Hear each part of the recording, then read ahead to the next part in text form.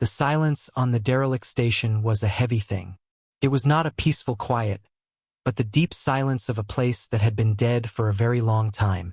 The only sounds were the hum of the Galactic Armada science vessel Dawn Prowler, docked in the rotten hull, and the methodical clicks of tools. Commander Kaito, a Vespid, stood with his 4 arms clasped behind his back. His insectoid face was hard to read, but his posture was tense. His large, dark eyes reflected the scanning lights of his team. They had searched for this place for many cycles. The Quansock was here, the death suit, a legend from a dead race, a weapon that could end wars. "Report," Kaito said, his voice a soft buzz. The tech operator, Kale, waved a thin device over a sealed chamber door. Kale was also Vespid, brilliant and very sure of himself. "The last security protocols are fading, Commander. It is inside. The energy signature is minimal, but it is there."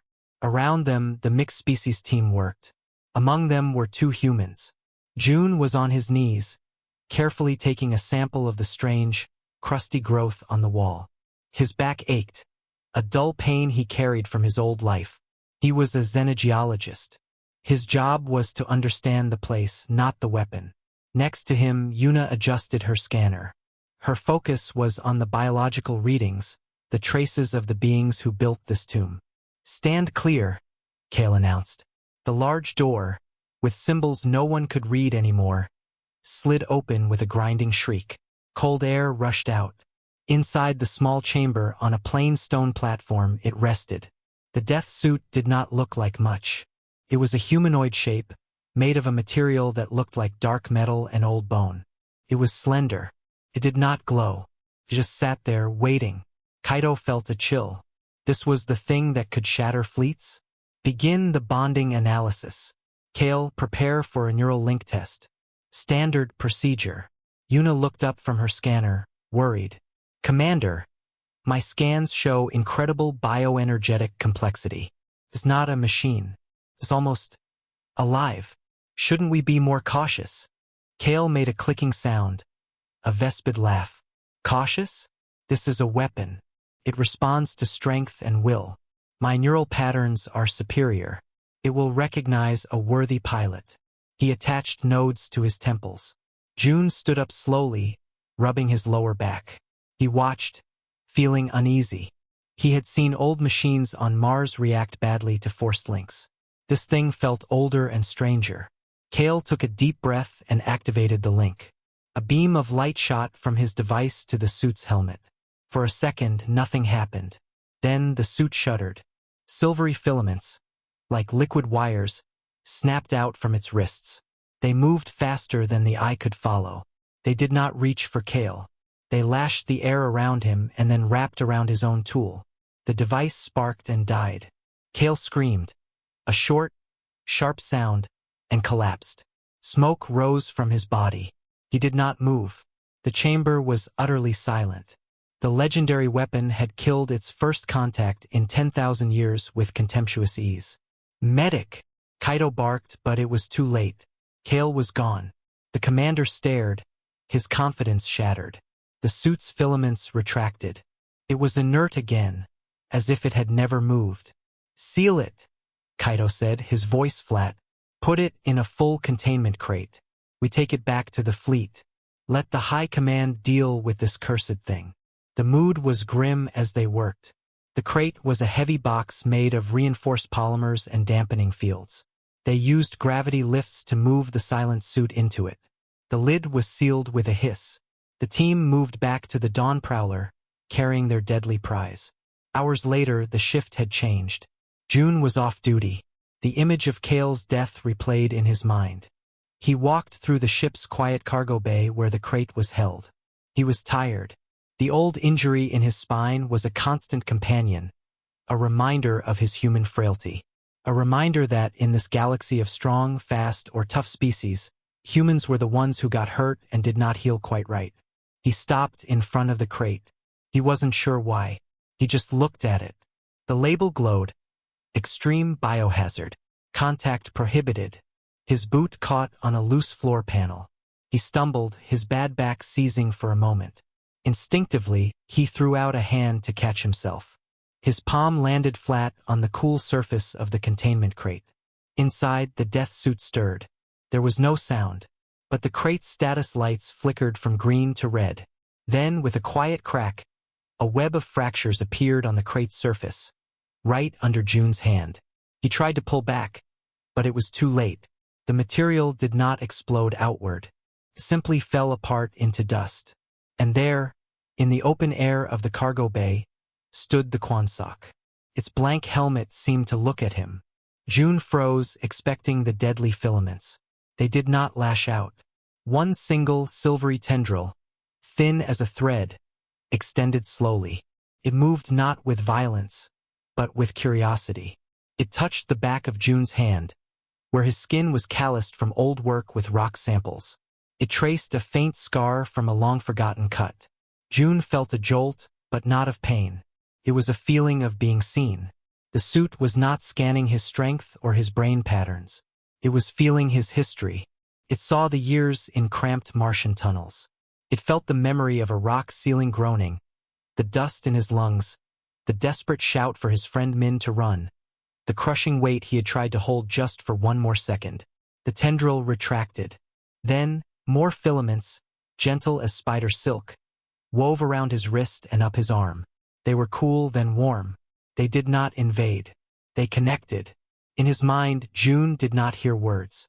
He felt a single, solid concept, older than stars: protect. The suit's main body began to dissolve into a shimmering cloud of particles. It flowed towards him, covering his work clothes, merging with his skin. It was not heavy. It felt like putting on a coat he had always owned. In moments, it was done. June stood in the quiet cargo bay, looking at his hands. They were covered in a sleek, dark material that ended in silver fingertips. He felt no super strength. The ache in his back was still there, a familiar anchor. But he also felt a new, deep calm, a terrible understanding. On the bridge, alarms blared. Commander Kaito saw the containment breach on his screen. He and a security team rushed to the cargo bay, weapons ready. They burst through the door and stopped. June turned to face them. The death suit was no longer on a pedestal. It was worn by a tired-looking human geologist, who looked as surprised as they were. Kaito's weapon lowered slightly in shock. The ultimate weapon of the galaxy had chosen, and it had chosen June. Chaos erupted in the cargo bay. The Armada security team raised their energy rifles, their training overcoming their shock. The barrels pointed at June. He instinctively raised his hands, a human gesture of peace. The dark material of the suit flowed seamlessly with the movement. "Do not move." Commander Kaito's buzzed command was sharp. His forearms were tense, two still pointing his sidearm, two held out to keep his team back. His large, dark eyes fixed on June. "What have you done?" "I didn't do anything," June said, his own voice sounding too loud in his ears. "I stumbled. It just came to me." "It killed Kale," a Vespid security officer hissed. "I know. I saw." June kept his hands up. The suit felt like a second skin, cool and strangely comforting. He felt no different. No surge of power, no violent thoughts. Just the same old ache in his lower back. "Decontamination and containment now," Kaito ordered. "Move to the medical bay. Slowly. No sudden actions." They formed a tight circle around him, weapons aimed. June walked, feeling like a dangerous animal in a zoo. He saw Yuna at the bay entrance, her hands over her mouth, her eyes wide with fear and curiosity. The medical bay was a sterile white room. The head medic, a tall, slender being named Elson, directed June to a central examination table. "Lie down." June did as he was told. Bright lights shone down on him. Scanners hummed to life, moving over his body. Screens filled with complex data. Commander Kaito watched, his arms crossed tightly. "Attempt physical removal," Kaito said. Two medics in heavy protective suits approached with tools. They tried to slide a thin, hardened blade under the edge of the material at June's neck. The moment the metal touched it, the suit reacted. Not with violence, but with a soft, silver glow. The tool simply dissolved, its molecules coming apart like sand in water. The medics jumped back. Energy removal, Kaido commanded next. A containment beam, designed to isolate dangerous organisms, enveloped June's arm. The suit glowed again, and the beam's energy shimmered and broke apart, scattering like light through a prism, harmless. Elson studied her screens, her long fingers tapping. Commander, it is futile. The readings are clear.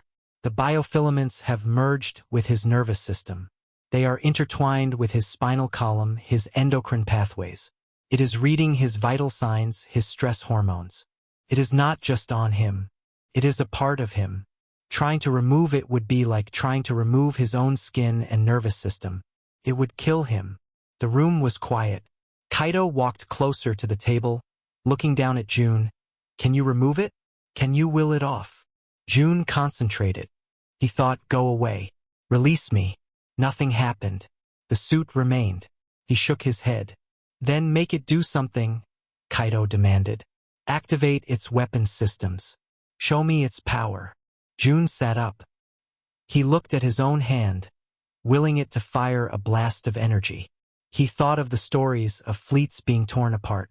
He clenched his fist. Nothing. The suit remained dark and inert. I don't think it works like that, June said softly. Useless, muttered one of the Vespids. Just then, a junior medic rushed in, carrying a heavy supply crate. He tripped on the polished floor. The crate slipped from his grip, tumbling through the air directly toward Commander Kaido's head. It happened in an instant. June saw the danger. There was no thought, only instinct. He moved to push Kaido aside. But he didn't need to. The suit moved for him. A shimmering, semi-solid plane of silver energy flashed into existence between Kaido and the falling crate. The crate hit the energy field and did not bounce. Stopped, held in place. Then, in complete silence, it began to come apart. Not shatter, but unravel. The metal braces turned to rust flakes. The composite panels became dust. The medical supplies inside settled gently onto the energy field as if laid on a table. Then the field vanished, and the supplies dropped softly to the floor with a clatter. The crate was gone, disassembled into its base, harmless parts. No one breathed. June stared at his own hand, which he had raised without thinking. The silver glow faded from his fingertips. Yuna, who had been watching from the doorway, stepped forward. Her scientist's mind was working fast, pushing past the fear. It reacted to a threat, she said, her voice clear in the silence. Not an attack by June, a threat to someone else. It protected the commander. Kaido looked from the pile of dust and supplies to June. You controlled that? No, June said honestly. I just saw the box falling. I wanted to help. The suit did the rest. Elson was studying the new scan data, her face amazed. The reaction was instantaneous. It read his adrenal spike, his neural impulse to intervene. It did not amplify his strength. It created an external response based on his intent. Yuna moved closer to June, looking at the suit with new understanding. Don't you see, Commander? Killed Kale because Kale tried to force a link to dominate it. That was a threat to it. But it didn't hurt the medic who tried to cut it. It just dissolved the tool. It only removes the threat. She looked at June and it chose June. A xenogeologist. A man with a bad back from a mining accident. Why? June met her eyes. He remembered the feeling when the filament touched his scar. The flood of old memories. It saw my life, he said quietly. On Mars. In the mines. It didn't see a warrior. It saw someone who tried to protect his crew. When the tunnel collapsed, I didn't run. I tried to hold the rock. Just for a few seconds. Just so Min could get out. He looked at his suit-covered hands. I think it doesn't want a killer. I think it wants a protector. Commander Kaido processed this. The ultimate weapon of the ancient galaxies was not a sword. It was a shield. And it had bonded to a fragile, stubborn human who understood what it meant to stand between danger and others, even if you got crushed for it. The commander's communic buzzed. It was a priority channel from the Armada High Command. They had been informed of the bonding. The order was simple and urgent. "Commander Kaido," the voice crackled. "Bring the human and the Quansock to the staging fleet at Orion's belt. Immediate. The theocracy of Groth is massing for a major assault. They will be our field test." The Armada staging fleet was a city of cold metal and sharp light. Ships of various species, blocky Vespid cruisers and sleek avian fighters, floated in precise formation. At its heart was the command ship, Resolute Justice.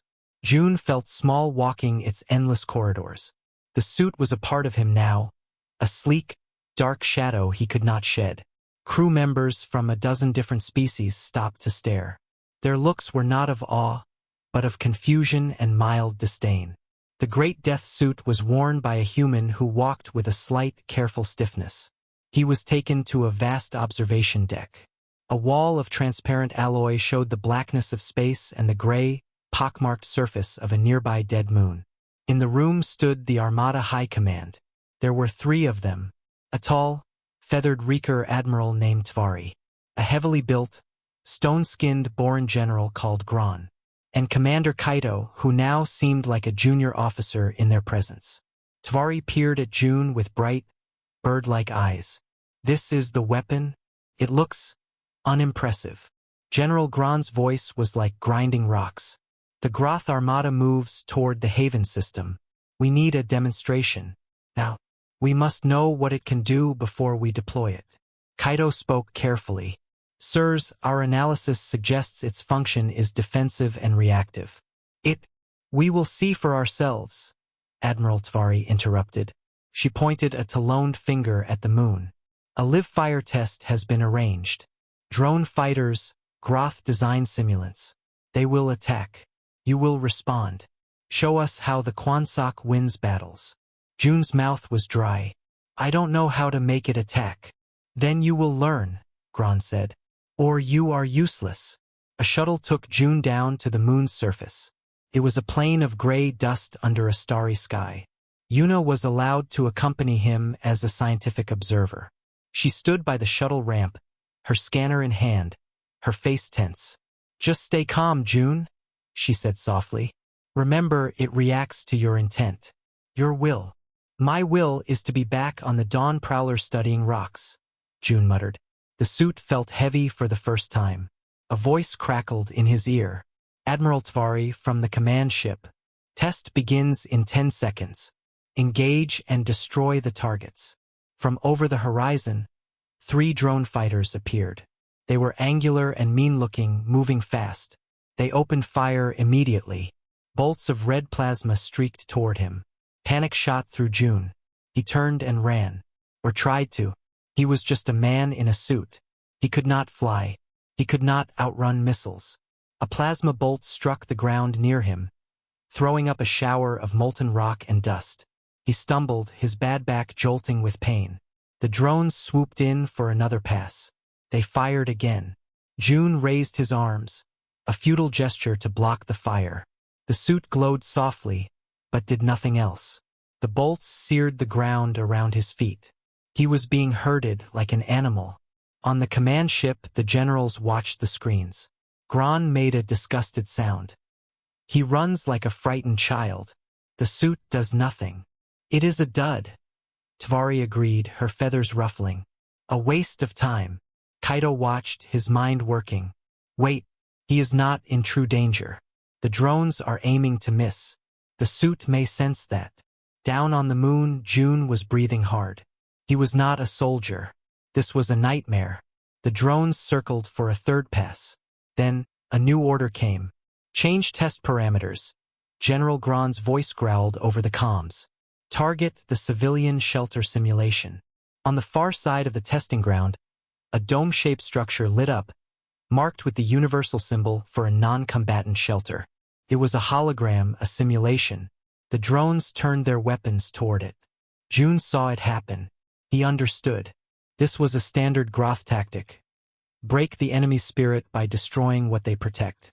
A memory flashed, bright and painful.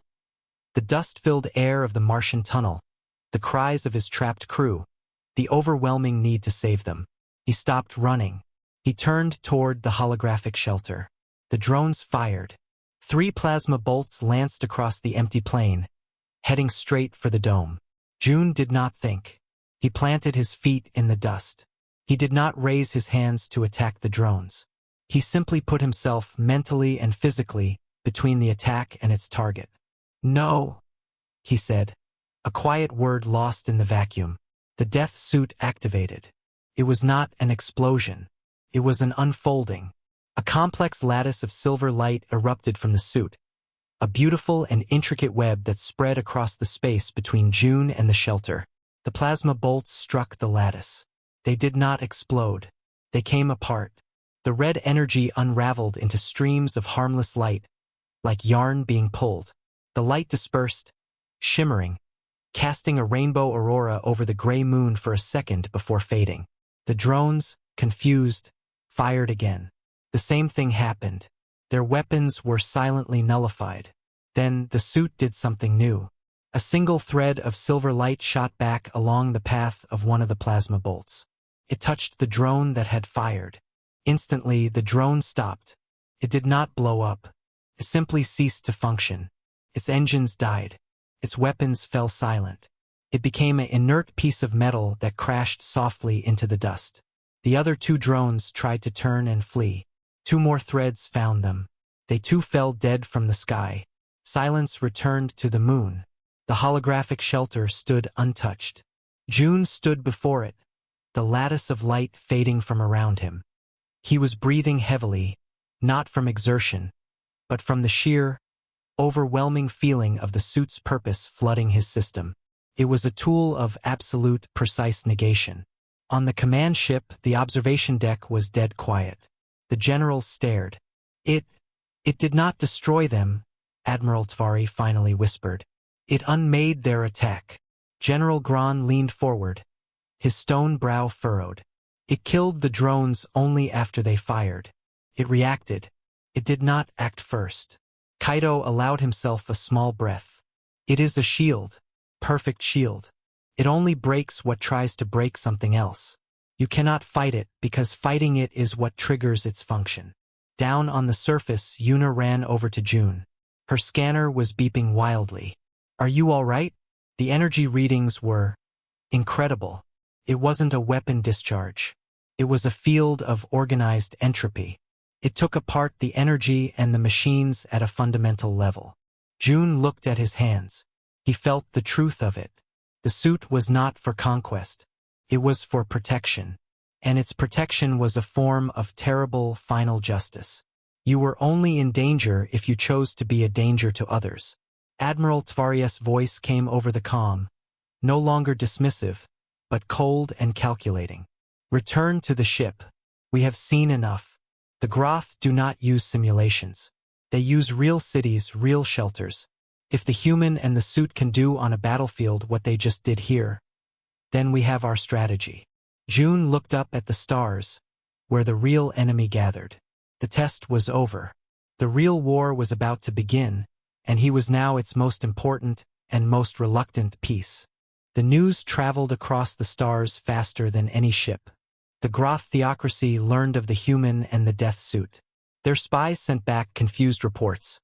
A frail species, a weapon that did not attack, a test that ended with pretty lights and dead drones. To the Groth High Prophet, it was the ultimate insult. The great terror of the ancients had been reduced to a trick. A human was an offense to the concept of a warrior. They would crush this insult and take the suit for themselves. The Armada fleet moved to intercept the Groth advance near the fringe of the Haven system. June stood on the bridge of the Resolute Justice, feeling out of place among the flashing screens and buzzing officers. He wore a simple flight suit over the Quansock, which lay dormant against his skin like dark tattoo. Commander Kaido was at his side. "You will be stationed on the light cruiser Steadfast," Kaido said, his voice low. "It is fast. It will keep you mobile. Your purpose is defensive. The Groth favor heavy, direct assaults. You will be a shield for key command ships." June nodded but said nothing. The plan felt wrong. Treated the suit like a tool to be placed on a shelf, a lucky charm. He could feel its quiet presence, a patient wait. It did not feel like a tool. It felt like a companion with a single terrible rule. The Steadfast was smaller, its corridors narrow. The crew, a mix of species, watched him with a mix of fear and hope. He shared a small cabin with Una, who had insisted on coming as the suit's analyst. "Someone has to take notes when you save the fleet," she had said, trying to smile. The battle began not with a roar, but with a silent bloom of light on the main viewer. The Groth Armada dropped out of faster-than-light travel. Their ships were spikes and blades of dark metal, designed to look fearsome. They outnumbered the Armada 2-1. All ships, engage defensive pattern. The order crackled through the ship. June watched from the bridge of the Steadfast as space lit up. Green and red energy bolts crisscrossed the darkness. Ships exploded into silent flowers of fire and debris. It was vast, chaotic, and horrible. He felt utterly small. For an hour, the Steadfast danced at the edge of the fight, escorting a damaged Vespid carrier. June just stood there, waiting for an order, for a purpose. The suit was quiet. Nothing came directly for them. Then the Groth changed tactics. A cluster of their smaller, faster ships broke through the main line. They ignored the big warships. They were heading straight for the heart of the Armada's support fleet, the medical ships and the engineers. One of those ships was the Steadfast. "Evasive action!" the captain yelled. The cruiser banked hard. June grabbed a railing, his back protesting. Alarms blared. A Groth plasma bolt skimmed the hull, shaking the entire ship. Lights flickered. "They're targeting our engines," an officer shouted. Then a heavier impact. Not a blast. A thud. The ship lurched. A new, sharper alarm sounded. "Breach! Deck 4. Groth boarding pod. It's a physical boarding." Cold dread washed over June. This was not Starfire in the void. This was close, personal, and here. "Security to Deck 4. The captain drew his own sidearm. "You," he said, looking at June, "stay here." But June was already moving toward the door. Una grabbed his arm. "June, no. You're not a soldier." "The suit is," he said, and the words felt true. He ran into the corridor, following the signs to Deck 4. The scene was chaos. Smoke filled the corridor. The Groth boarding pod was a twisted spear of metal jammed through the hull. A force field shimmered, holding back the vacuum. And through the breach came the Groth. They were massive, with thick gray hides and 4 muscular arms. They wore heavy armor and carried brutal axes of glowing energy. They roared, a sound that vibrated in the bones. 2 human security officers fired their rifles. The energy bolts scorched the Groth armor but did not stop them. One Groth swung its axe, and a security officer fell. June froze in the doorway. The violence was raw and deafening. He saw a young engineer, Juan, crawling away from the fight, his leg trapped under a fallen beam. A Groth berserker saw Juan too. It let out a guttural laugh and raised its axe, aiming to finish the helpless engineer. June's mind went blank. The memory of the tunnel collapse, of his friend Min trapped, surged forward. He didn't run at the Groth. He didn't shout. He simply stepped forward, putting himself in the axe's path. The berserker saw him, saw the dark humanoid suit. It hesitated for a split second, then swung the axe down at June with crushing force. June raised his hand. Not a fist. An open palm as if to say stop. The suit's filaments flashed. They didn't block the axe. They met it. Where the glowing edge touched the silver threads, the axe simply ceased to be. The energy field died. The metal blade turned to a shower of brown rust and black dust in midair. The berserker stared at the empty handle in its hands. June stood, hands still raised. The suit glowed with a soft, steady light. Enraged, the berserker threw the handle aside and lunged, reaching to crush June with its bare hands. The moment its armored fingers touched the glow around June, the same process began. The armor on its hands flaked away into nothing. Then the skin beneath grayed and turned to dust. The Groth screamed, stumbling back, holding its disintegrating limbs. The other boarders saw this. They saw their strongest warrior broken by a touch. Their rage turned to confusion, then to a superstitious fear. They began to back toward their breached pod. But the Groth ship outside was not done. Seeing the boarding action fail, it fired one last shot from its main cannon. The blast, meant to finish the Steadfast, hit the cruiser's primary engine core. The ship jolted like a dying animal. The lights died, replaced by spinning red emergency beacons. A synthetic voice echoed through the corridors. Core breach imminent. Containment failure. Abandoned ship. Abandoned ship. The Groth boarders fled into their pod, which detached and shot back into space. The immediate threat was gone, but a greater one remained. The Steadfast was mortally wounded, and the lifeboat alarms were already wailing. The battle, June realized, was no longer about fleets. It was about the people on this one broken ship. The red light spun, painting the smoke in the corridor in pulses of emergency. The groaning sound of dying metal came from deep within the Steadfast. June helped pull the beam off Juan. The engineer's leg was bruised but not broken. They stumbled toward the main crew compartment. It was chaos. People rushed for the lifeboat bays. The captain stood by a control panel, his face grim in the flashing light. We have hull breaches on 3 decks. Core containment is failing. We have maybe 15 minutes before it goes. How many boats? Yuna asked, wiping soot from her face. 6 are functional. The others were damaged in the attack or the blast. They can hold half the crew. At best. Half. June looked at the faces around him. Fear-stricken Vespid technicians. A wounded Boran soldier. Human engineers helping others. There were too many. The captain's comlink buzzed. It was Commander Kaito, his voice strained with static from the Resolute Justice. Captain, your core readings are critical. We are covering you, but the Groth are pressing. Evacuate immediately. We will recover lifeboats. We don't have enough boats for everyone, Commander, the captain said, his voice flat. A pause hung on the line, filled with the distant thunder of battle. The unspoken order was clear. Save who you can. It was the calculus of war. June felt the suit against his skin. It was warm, almost humming. It had not chosen a captain or a general. It had chosen a protector from a Martian tunnel. His decision came not as a grand idea, but as a simple, clear fact. Get them to the working boats, June said, his voice cutting through the panic.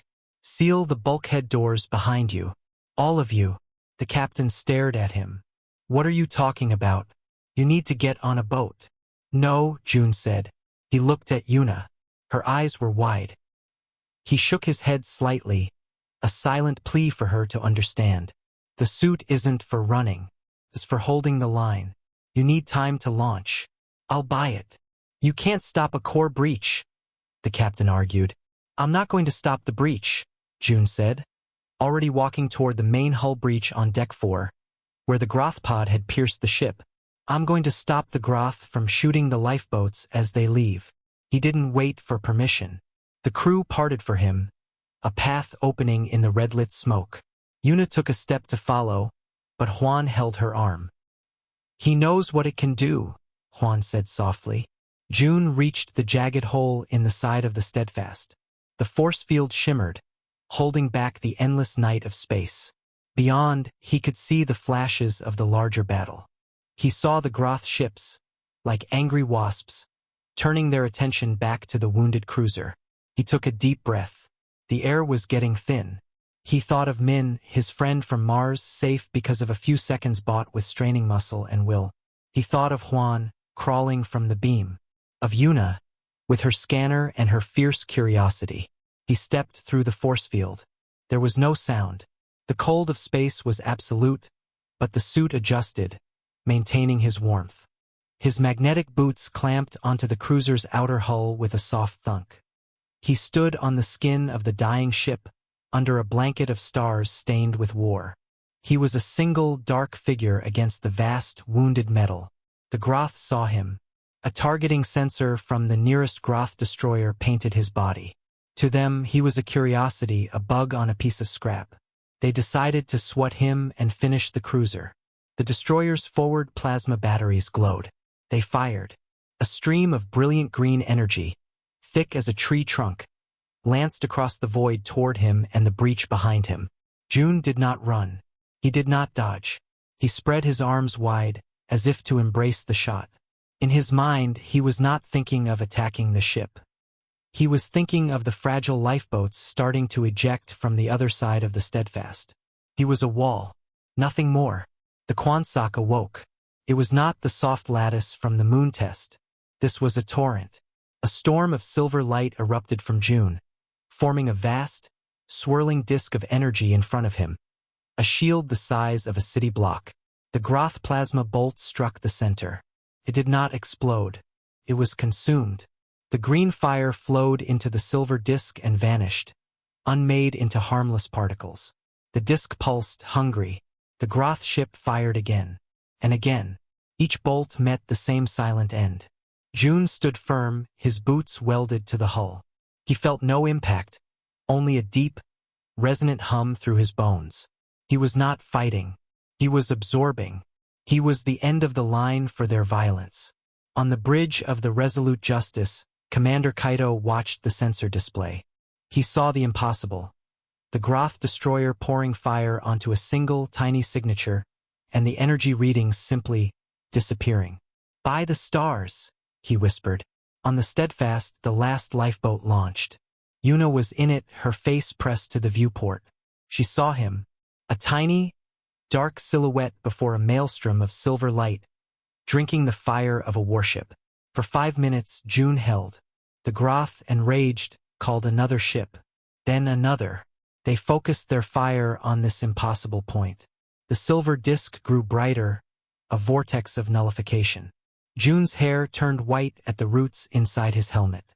The suit was using energy, and it was borrowing some of his life to do it. He felt older, thinner, but he did not fall.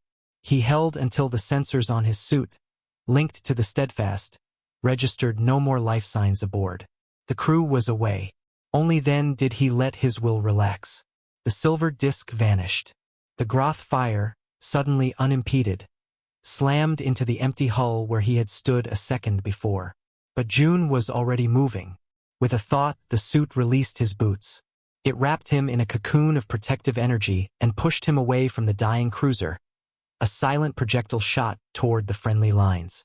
Behind him, the Steadfast's core finally gave way. It bloomed into a silent, golden fireball, consuming the Groth plasma bolts still flying into it. June tumbled through the dark, exhausted. He saw the lifeboats, safe, being gathered by Armada recovery shuttles. He had bought their time.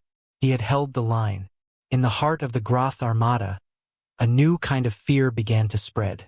They had thrown enough fire to level a city at one being, and he had not fought back. He had just stood there and made their anger meaningless. June floated in the medical bay of the Resolute Justice. The quiet hum of machines was the only sound. His body felt hollow, like a glass that had been emptied too fast. A streak of white now ran through his black hair, a permanent mark from the suit's demand. The doctors had been amazed he was alive at all. Yuna sat beside his bed, her own face drawn with fatigue.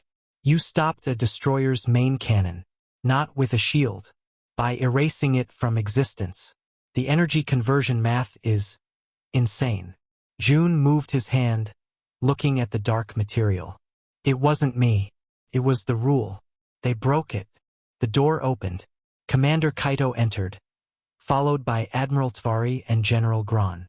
Their earlier arrogance was gone, replaced by a sharp, calculating focus. They had seen the sensor logs. They understood now. "The Groth Armada is in full retreat toward the nebula," Kaito said without preamble. "But this is not a victory. It is a regrouping. They are afraid, but they are not defeated." Admiral Tvari stepped forward, her feathers lying flat. "We have analyzed the function of the Quansock. We have wargamed every scenario. We have found the optimal strategy." General Gran placed a heavy data slate on June's bedside table. A star map glowed. "The Groth homeworld is here. Their defense fleet is here in a tight formation around it. It is their final, impregnable fortress." June felt a cold knot form in his stomach. "What strategy?" "We do not attack their fleet," Kaito said, his voice low. We attack their world. A single ship. A fast, lightly armored runner. You will be on it. June stared at them. One ship? Against a planet's defenses? That's suicide. No, Admiral Tvari corrected, her talon tapping the slate. A line drew itself from a friendly position straight to the Groth homeworld. It is not suicide if they cannot fire upon you. Think human. The Quansock does not attack. It responds. If that ship, with you aboard, moves on a direct course for their homeworld, what can they do? The realization dawned on June, cold and terrible. They'll shoot at it. Exactly, General Gron rumbled, a grim smile on his stone face. Every missile, every plasma burst, every laser they fire at the ship will be unmade by you. Their own firepower becomes useless. Worse than useless, any aggressive action will be negated. You will be a hole in space that eats their will to fight. Yuna stood up, her chair scraping back. You're using him as bait. You're putting him in the direct line of fire of an entire planet's weapons. It is the logical application of the asset, Tvari said coolly. He does not have to pilot. He does not have to fight. He simply has to be present. To be a target. The Groth's own aggression will be their cage. June looked at the line on the map. It was so simple, so brutal. The suit was a moral law made physical. Harm begets nullification. The Armada was going to weaponize that law. They would point the unbreakable shield at the enemy and march forward, knowing any punch thrown would break the puncher's hand. And if I say no? June asked quietly. General Gron's smile vanished. Then the war continues. Millions will die in conventional battles. Groth forces will sack dozens of worlds. You have the power to stop it without killing a single soul yourself. Will you hide in a medical bay while others perish? It was the same calculation as the lifeboats, but stretched across a galaxy. June closed his eyes. He saw the falling crate in the medical bay, the axe over Juan, the plasma bolts aimed at the shelter. The suit had one purpose, to stand between. When? He asked, opening his eyes. The ship was called the Forward Echo. It was little more than an engine, a cockpit, and a small room for June. Its armor was thin. Its only weapons were a navigation computer and the human in its hold. The entire Armada fleet assembled to watch. It was a silent, grim procession. The Forward Echo shot out from the fleet, a tiny silver dart against the cosmic dark. On its nose, painted fresh, was the universal symbol for a non-combatant shelter. June stood in the empty hold, looking at the main viewer. The Groth homeworld grew from a dot to a marble, streaked with ugly brown and gray. Around it, like iron filings around a magnet, was the mighty Groth home defense fleet. Hundreds of ships. As the Forward Echo entered weapons range, the Groth reacted. They could not believe the audacity. A single, tiny ship? It was a trick. It had to be. A lone frigate fired a warning shot across its bow. A thread of silver light snapped out from the Forward Echo, visible even in the vacuum. Touched the plasma bolt and the bolt vanished. Then the thread continued back along the shot's path. It touched the frigate's main cannon. The cannon turned to dust. Confusion rippled through the Groth fleet. Then anger. The insult was too great. The destroyer that had fired on June at the Steadfast targeted the Forward Echo and unleashed its full barrage. On the viewer, June saw the green fire coming. He planted his feet. He thought of the line behind him, the fragile concept of peace. He did not raise a fist. He simply stood. The suit erupted. A sphere of shimmering silver energy bloomed around the Forward Echo. The destroyer's barrage hit the sphere and was swallowed without a sound. The sphere pulsed, then shot tendrils of light back at the destroyer. Not to destroy it, but to touch every weapon that had fired. Turrets dissolved. Missile ports sealed themselves with rust. The ship was left whole but utterly harmless. Panic began. The Groth fleet opened fire. All of them. A storm of energy converged on the tiny silver dart. And the dart flew on untouched. It was at the heart of a silent, beautiful catastrophe. A vortex of unraveling power. Ships that fired found their weapons stripped away. The Forward Echo did not change course. It did not speed up or slow down. simply advanced. On the bridge of the Groth command ship, the High Prophet watched. He saw his fleet's fury rendered into harmless light. He saw his mighty weapons turned to scrap by their own action. He understood the terrible, simple rule. To fight this thing was to lose. The only way to win was not to play. His command to the fleet was not a cry of battle. It was a choked order of retreat. Cease fire. All ships, cease fire. Disengage. Do not give it a single bolt to react to. But it was too late. The logic had been demonstrated. The death suit worn by a human had not come to kill them. It had come to make war itself impossible. If you fought, you lost. The only choice was to run. And so the Groth Armada began to run. Not as a tactical withdrawal, but in a full, system-wide rout. Ships turned and fled, not from an enemy, but from a truth they could not combat. June, alone on the forward echo, watched the fleeing ships on the viewer. The suit's glow faded. He was exhausted. His hands shook. But the path to the Groth homeworld was now clear, silent, and undefended. The weapon had not fired a shot. It had won by being what it always was. A promise. A promise that any hand raised in violence would find itself empty. The silence was the strangest part. The Groth homeworld hung in the viewport of the forward echo, a dull orb of brown and gray. No defense fleets buzzed around it. No orbital platforms targeted him. The channel was flooded with frantic, panic signals, orders countermanded, systems shutting down. They were not surrendering. They were making themselves harmless. June stood in the quiet hold, the suit a cool second skin. The streak of white in his hair felt like a fossil of the energy he had channeled. He was a sword hanging by a single hair over a world, and everyone knew it. He did not go to the surface. There was no need. The Armada fleet arrived hours later, not as conquerors, but as a grim escort. Negotiations did not happen in palaces or on bridges. They happened in the cold void, over tight beam communications. June was there on a small neutral station now parked in high orbit. He sat at a simple table. Across from him was the Groth High Prophet, his image on a screen, face heavy with bitter understanding. On June's left sat Commander Kaito. On his right, Yuna. The terms were not discussed. They were stated. June spoke them, his voice quiet. No warships will leave this system. No weapons of mass destruction will be built. The Quansock will remain. I will remain. In orbit. As a guardian. The High Prophet snarled. You would make us prisoners in our own sky. June shook his head. He felt tired, older than the stars outside. No. You can live. You can build and learn and grow. You just cannot build to hurt others. The moment you try, I will be here. And the suit will stop you. It will not attack. It will just prevent. It's your choice. It was not a peace born from friendship or shared ideals. It was a peace born from a perfect, unbreakable rule. The Groth, a species built on conquest, had run into a wall they could not smash.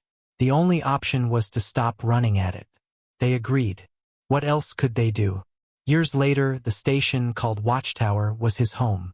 It was not large. One half was filled with Armada and Groth observers. A tense but professional mix. The other half was his. June walked through his garden. It was a biodome, filled with air that smelled of damp soil and green things. He grew simple plants, lettuce, peppers. A small Korean maple tree from a seed Yuna had brought him. His back still ached on cold days, a familiar friend. He tended to the plants with careful hands, the dark suit always there, but quiet now. It had done its job. He was not a king, not a warden. He was a reminder. Yuna visited every few months, her hair now touched with gray as well. She had been promoted to head of xenocultural studies. She brought him news and seeds and terrible Armada coffee. They sat on a bench under the artificial sun. The Groth are starting an art exchange program with the Vespid, she said, sipping her drink. Can you imagine? They're terrible at sculpture, apparently. All sharp edges. June smiled, a small, real thing. And Earth. Same as ever. Arguing. Building. They call you the Sentinel. They don't really understand. but they know the big wars have stopped. Trade is up. She looked at him, at the peaceful lines on his face that hadn't been there on the Dawn Prowler. Do you ever regret it? Being stuck here? He looked at his hands, at the suit that would never leave him. He thought of the Martian tunnel, the crushing weight, the choice to hold on just a little longer. This was the same choice, just bigger. No, he said. It chose a protector. This is what protecting looks like on this scale. It's quiet. Commander Kaito visited too, now an admiral. His insectoid movements were slower, more deliberate. He stood with June at the observation window, looking down at the Groth world. We analyzed the suit for years after you bonded, Kaito said, his buzz soft. We could never understand its choice. We looked for genetic markers, neural patterns, psychic potential. We found nothing. What was your conclusion? June asked. Kaito was silent for a long moment. That we were looking for the wrong thing. We looked for a warrior's signature, a killer's instinct. But the suit was built at the end of a long, terrible war by a race that was dying of its own violence. They did not need another killer. They needed someone who understood the cost of holding the line, who would do it not for glory, but because it was the only way to let others live. He turned to June. It did not choose a human because you are physically strong. It chose a human because your history is written in stubborn survival, because you know how to be afraid, and how to stand still even when you are afraid. That is a rare thing in this galaxy. June nodded. That felt true. The days were slow and similar. He tended his garden. He read. He spoke with the observers, both Armada and Groth, who slowly, over years, began to see him not as a weapon, but as a fact of life. Like gravity. You did not fight gravity. You learned to live with it. One evening, he stood at the large window, a cup of tea in his hand. The stars were sharp and clear. Below, the lights of the Groth cities glittered. No war flares. No explosions piercing the atmosphere. The Armada had not won. The Groth had not lost. The equation of conflict had simply been solved. The death suit had chosen a human, and in doing so it had not brought death. It had made a certain kind of death obsolete. It had given a tired galaxy a chance to try something else. June took a sip of his tea, felt the familiar ache in his back, and watched the peaceful, silent stars. He was just a man from Busan with a bad back. And he was enough.